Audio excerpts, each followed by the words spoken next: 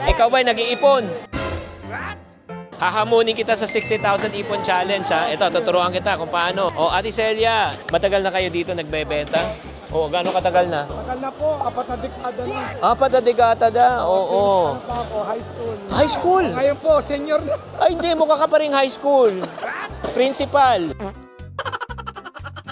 Oo.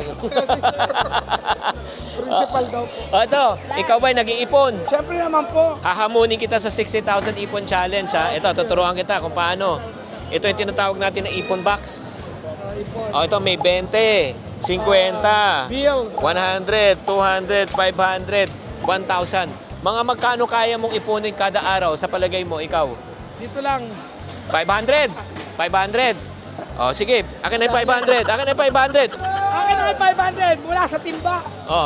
Mula sa timba. May wawang timba. 500!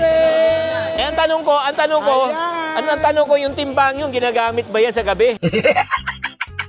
Oo. Ay, hindi po. Dito lang yan. Sa Oo, 500. Yan, bibilugan mo na yan. Bibilog mo yan. Hindi, ito. Ano po, bibilugan ko? Ito, yan.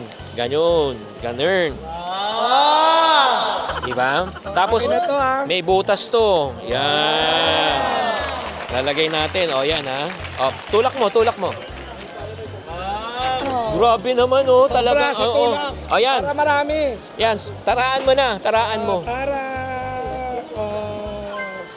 Yan. Tapos susulat mo kung para saan ka nag-iipon. Opo. Since Para nilagay na sa niya, kinabukasan. Akin na to! Nabudol pa siya! Talaga po. hindi. Since ito, umpisahan na niya, tatapatan natin din ng 500 pesos. Yan, di ba? Idol. Oh, Pagdating so- sa financial advisor. O, yun. So, Yan. ngayon, o, yan, lalagay ko na, ha? Ako naman ang maglalagay ngayon, 500. O, yan, taraan mo na. Kaya mga kapatid, ano pang hinihintay nyo? Kailangan na maging iponaryo para maging milyonaryo. Milyonaryo. Yeah!